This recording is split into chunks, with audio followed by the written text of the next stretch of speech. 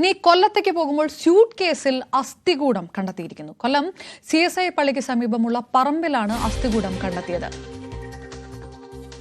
വിനേഷ് ചേരുന്നു. വിനേഷ്, വലിയ തരത്തിലുള്ള ചോദ്യങ്ങളൊക്കെ ഉയരാൻ സാധ്യതയുള്ള ഒരു സംഭവം. എന്താണ് പ്രാഥമിക നിഗമനം പോലീസിന്റെ? അപർണ, ഇന്ന് രാവിലെയാണ് സൂട്ട് കേസിൽ അസ്ഥികൂടം കണ്ടെത്തിയിരിക്കുന്നത്. ഇത് അവിടെ ഒരു ദേവാലയമുണ്ട്, CSI ദേവാലയമുണ്ട്. ദേവാലയത്തിന് സമീപത്തുള്ള ഒരു പറമ്പിലാണ് സൂട്ട് കേസിൽ അസ്ഥികൂടം കണ്ടെത്തിയിരിക്കുന്നത്. പഴക്കമുള്ള അസ്ഥികൂടം എന്നാണ് ഇപ്പോൾ അറിയാൻ കഴിയുന്നത്. പോലീസ് സ്ഥലത്തെത്തി പരിശോധനകൾ നടത്തുന്നുണ്ട്. അതുപോലെ തന്നെ ഫോറൻസിക് സംഘം ഉൾപ്പെടെ എത്തി വിശദമായിട്ടുള്ള പരിശോധനയ്ക്ക് ശേഷം മാത്രമേ ഈ അസ്ഥി ആണിന്റേതാണോ പെണ്ണിന്റേതാണോ എന്നുള്ളതിനെ കുറിച്ചുള്ള വ്യക്തത വരികയുള്ളൂ. അത്തരത്തിലുള്ള പരിശോധനകൾ നടത്തേണ്ടതായിട്ടുണ്ട് എന്നാണ് പോലീസ് അറിയുന്നത്.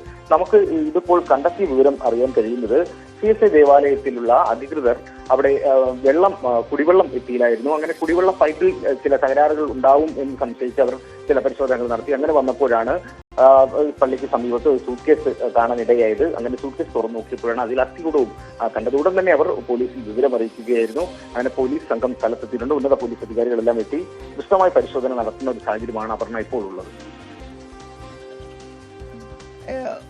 അന്വേഷണത്തിന്റെ തുടക്കഘട്ടമാണ് അല്ലെ വിനീഷ്? അതല്ലാതെ മിസ്സിംഗ് കേസുകൾ അടക്കമുള്ളവയിലേക്കൊന്നും കടക്കാനുള്ള സാഹചര്യത്തിലേക്ക് എത്തിയിട്ടില്ല അല്ലെ കൃത്യമായിട്ട്? തീർച്ചയായും പോലീസ് വലിയ ഗൗരവത്തോടെ തന്നെയാണ് ഈ വിഷയം കാണുന്നത്. ഉന്നത പോലീസ് അധികാരികളെല്ലാം സ്ഥലത്തെത്തിയിട്ടുണ്ട്, പരിശോധനകൾ നടത്തുന്നുണ്ട്. അപ്പോൾ കൂടുതൽ പരിശോധനകൾ ഇനി ആവശ്യമായിട്ടുണ്ട്.